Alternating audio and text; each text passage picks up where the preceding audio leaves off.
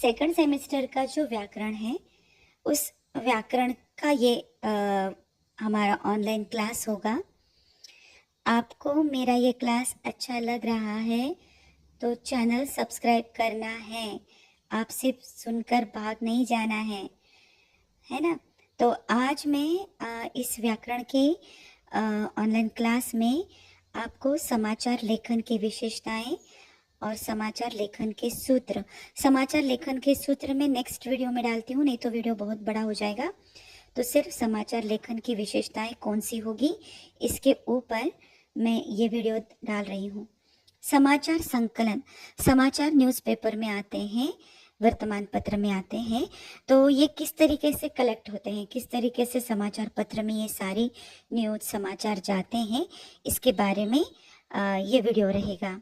अब देखो, कोई समाचार संकलन किसे कहते हैं?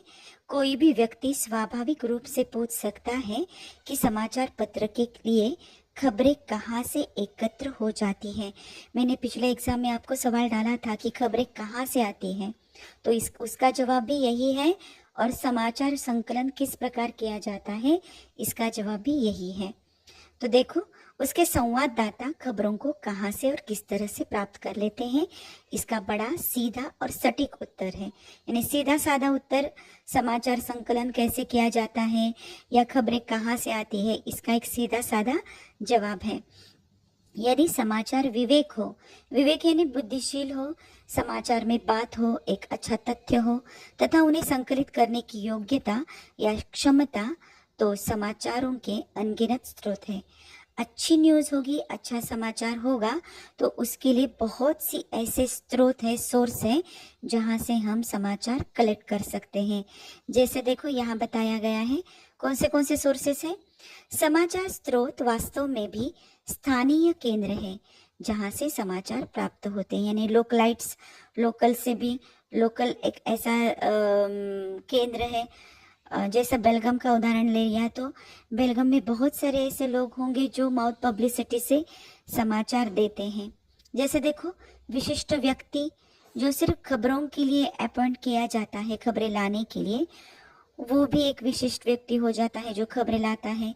संस्था में कुछ बातें होती है, कुछ फंक्शंस होते हैं। जैसे परसों हमारे कॉलेज में हिंदी फंक्शन हो गया था, तो उसका समाचार हमने दे दिया, उसके लिए न्यूज़ हमने समाचार पत्र में दे दी कि हमारे कॉलेज में ऐसे ऐसे हिंदी दिवस मनाया गया, ये गेस्ट आ गए थे, कुछ इस प्रकार हमने कार्यक्रम किया था। तो ये संस्थाएं भी देती हैं। अदालत, कोर्ट में कभी कभार कौन सी केस चल रही है, कौन सा क्रिमिनल, क्या उसने क्या किया वगैरह, सब कुछ बातें अदालत से भी, कोर्ट से भी न्यूज़ आते हैं। पुलिस स्टेशन से भी समाचार मिलते हैं। देखो, सोर्सेस कहाँ कहाँ से है, खबरें कहाँ कहाँ से आती है। विधानसभा, अभी हमारे बेलगाम में तो विधानसभा नहीं है, सुवर्ण सौंध है, तो वहाँ कुछ विंटर सेशन वगैरह होंगे, तो वहाँ से न्यूज़ आ जाती है। सम्मेलन यानी वर्कशॉप्स होते हैं, सेमिनार होते हैं, सम्मेलन होते हैं, हिंदी में संगोष्ठियाँ होती हैं, तो उनसे भी समाचार आ जाते हैं। यानी उन जहाँ वो घटना घट जाती है उसकी जो न्यूज़ आती है, वहाँ से समाचार स्रोत हो जाते हैं। समारोह यानी फंक्शंस होते हैं, बड़े बड़े कार्यक्रम होते हैं, है ना। सार्वजनिक स्थल जैसे मंडी यानी बाजार, रेलवे स्टेशन इत्यादि कुछ भी समाचार स्रोत हो सकते हैं। समाचार कहीं से भी प्राप्त होते हैं, जैसे मैंने अभी पढ़ा, वहाँ से न्यूज़ हम कलेक्ट कर सकते हैं। उपलब्धता के आधार पर समाचार स्रोत निम्नलिखित 3 प्रकार के होते हैं। उपलब्धता यानी जैसे जैसे समाचार मिल जाते हैं तो समाचार सोर्स कुछ ये 3 प्रकार के होते हैं। कौन से देखो, प्रत्याशित स्रोत, पूर्वानुमानित स्रोत और अप्रत्याशित स्रोत। अप्रत्याशित स्रोत यानी डायरेक्ट सोर्सेस कहाँ कहाँ से होती है। देखो, प्रत्याशित स्रोत वह है जहां से या जिनके माध्यम से समाचार विश्वसनीय ढंग से सहज उपलब्ध हो सके। जैसे डायरेक्ट सोर्स कौन से हैं जहां से हमें न्यूज़ मिलती है। जैसे देखो, यहाँ बताया पुलिस स्टेशन है, रोजमर्रा में पुलिस स्टेशन में कौन कौन क्रिमिनल आ रहे हैं, कौन सी चोरी की घटना वारदात हो गई, क्या हो गया, कहाँ डाका पड़ गया, किन चोरों को पकड़ मुठभेड़ हो गए, किनको मारा, किनको किनके ऊपर केस हो रहा है, ये सब बातें पुलिस स्टेशन से हमें डायरेक्टली मिल जाती हैं। नगर पालिका म्यूनिसिपल कॉरपोरेशन से मिलता है। हॉस्पिटल में अभी कोरोना का दौर चल रहा था पिछली बार, तो कितने सारे केसेस आ गए, कितने लोग मर गए, कितने लोग ठीक होकर वापस चले गए, कहाँ कहाँ वैक्सीनेशन मिलता है कहाँ कोरोना के सेंटर है, ये सारी बातें हॉस्पिटल से मिलती हैं, है ना। अदालत कोर्ट, उसके बारे में मैंने पहले बताया। विभिन्न समितियां तथा निगम की बैठकें, निगम यानी जैसे महापालिका निगम हो गई, इलेक्ट्रिसिटी बोर्ड की आज इलेक्ट्रिसिटी यहाँ नहीं है, यहाँ हो रही है, यहाँ काम चल रहा है, यहाँ दुरुस्ती हो रही है, वहाँ यहाँ बैठक चल रही है, ये सारे न्यूज़ आ जाते हैं न्यूज़पेपर में। संसद सदा विधानसभाओं के अधिवेशन, पत्रकार सम्मेलन, प्रेस विज्ञप्तियाँ, कॉन्फ्रेंसेस प्रेस की या समाचार एडवर्टाइजमेंट, यहाँ से ये सारे डायरेक्ट सोर्स है जहाँ से हमें समाचार प्राप्त हो जाते हैं, है ना। तो ये डायरेक्ट सोर्स हो गया। दूसरा हम पढ़ेंगे, एक मिनट, हाँ, पूर्वानुमानित समाचार स्रोत। दूसरा है कि पहले से हमने अंदाजा किया होता है कि यहाँ से हमें समाचार मिलने वाले हैं, न्यूज़ मिलने वाले हैं, जिनसे पूर्व अनुमान लगाकर, अनुमान यानी अंदाजा लगाकर संवाददाता संपर्क करता है और तथ्य तथा समाचार प्राप्त करता है। इनके संभावना के आधार पर अनुमानित समाचार ग्रहण किए जाते हैं। देखो, जैसे पहले से मालूम है कि यहाँ से न्यूज़ मिलने वाली है, तो समाज जो ये होता है, रिपोर्टर होता है, उसे मालूम है कि यहाँ से हमें कुछ न्यूज़ मिलने वाली है, तो फिर वहाँ फ़ोन करके वहाँ खुद जाकर वो समाचार कलेक्ट करता है। जैसे देखो, यहाँ उदाहरण बताया है, गंदी बस्तियाँ, शिक्षण संस्थाएं, कल कारखानों, कार्यालय के कामकाज की शैली इत्यादि के संदर्भ में पहले से ही अनुमान लगाकर समाचारों की खोज में निकाला जाता है। जैसे देखो, गंदी बस्तियाँ, गंदी बस्तियों में बहुत सी ऐसी आंगनबाड़ियों की कर्मचारी जाते हैं, वहाँ के बच्चों को सिखाते हैं, या स्वच्छ भारत अभियान वहाँ हो जाता है, या कुछ मारामारी होने वाले के अंदाज़ा है, तो वहाँ पहले से रिपोर्टर जाके वहाँ जो कुछ कार्यक्रम चल रहा है उसके बारे में न्यूज़ कलेक्ट करते हैं। शिक्षण संस्थाओं में भी कुछ घटनाएं चलती हैं, कुछ कार्यक्रम फंक्शंस होते हैं, कुछ सेमिनार्स होते हैं, तो उसके बारे में भी ये पूर्वानुमानित है, यानी पहले से मालूम होता है कि यहाँ ये घटना होने वाली है। कल कारखाने यानी फैक्ट्री एरिया जहाँ होता है, इंडस्ट्रियल एरिया होता है, वहाँ कुछ चल रहा है, कुछ वर्कशॉप्स चल रहे हैं, कुछ ऐसे इक्विपमेंट आ रहे हैं, यंत्र आ रहे हैं, तो कुछ बातें चल रही है, कुछ बंद हो रहे हैं, तो इसके बारे में भी रिपोर्टर्स को पहले से अंदाज होता है, वो वहाँ जाके न्यूज़ कलेक्ट करता है। तो ऐसे न्यूज़ को कहा जाता है पूर्वानुमानित। पूर्व यानी पहले से, अनुमानित यानी अंदाजा, पहले से अंदाजा हो जाता है इन लोगों को, रिपोर्टर लोगों को, और वहां जाके वो न्यूज़ कलेक्ट करते हैं। और नेक्स्ट लास्ट सोर्स है अप्रत्याशित सोर्स यानी इनडायरेक्टली। इनडायरेक्टली भी बहुत सारी न्यूज़पेपर में आई जाती है। कई बार समाचार पत्र कार्यालय में अचानक टेलीफोन आ जाते हैं, टेलीफोन द्वारा भी न्यूज़ मिल जाती है, खबरें मिलती है, और उनके माध्यम से अप्रत्याशित समाचार मिल जाते हैं। यहाँ खून हो गया है, यहाँ मारामारी हो रही है, यहाँ एक्सीडेंट हो गया है, ये भी न्यूज़ टेलीफोन करके न्यूज़पेपर को कोई बताता है, और वहाँ फिर वो रिपोर्टर जाके न्यूज़ कलेक्ट करता है, तो उसे इनडायरेक्ट सोर्स कहा जाता है। लेकिन ऐसे समाचारों की विश्वसनीयता तथा प्रामाणिकता को परखने के बाद ही समाचार पत्रों में प्रत्याशित किया जाता है। यहाँ बम लगा है, यहाँ एक्सीडेंट हुआ है, कभी कभार ये झूठ भी खबरें हो सकती है, अफवाहें भी हो सकती हैं, तो इनके बारे में पहले विश्वसनीय खबर है क्या ये देखा जाता है, और फिर वो खबर कलेक्ट की जाती है। इस प्रकार समाचार प्रायः कम ही प्रकाशित होते हैं, क्योंकि इनका कोई ठोस आधार नहीं होता। 3 सोर्सेस हैं हमने पढ़ा, डायरेक्ट सोर्स यानी प्रत्याशित, पूर्वानुमानित यानी पहले से अंदाजा किया गया सोर्स, और तीसरा है अप्रत्याशित यानी इनडायरेक्टली सोर्स। तो ये 3 प्रकार से खबरों के सोर्स आती है। आपको खबरें कहाँ से आती है और खबरों के लेखन स्रोत कहाँ है, इन दोनों सवालों के जवाब ये हैं, देखो, है ना।